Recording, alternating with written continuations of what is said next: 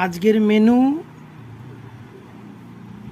ঢেঁড়স ভাজা, শসা, লেবু, সাদা ভাত, তার সঙ্গে হচ্ছে ব্রিগেড মাছের ঝোল নিজে রান্না করেছি। তো দেখা যাক টেস্ট কেমন হয়েছে।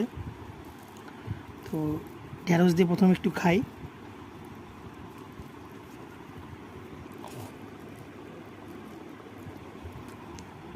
কেমনটা হয় ঢেঁড়স আর কি, ভালোই হয়েছে। হচ্ছে মাছটা তো ভীষণ চর্বিওয়ালা, দেখতেই পাও ভীষণ ফ্রেশ আর টেস্টি। টেস্ট হয়েছে। তো তোমরা কে কে করতে পারো করে জানাও। আমি আমার লাঞ্চ কমপ্লিট করি।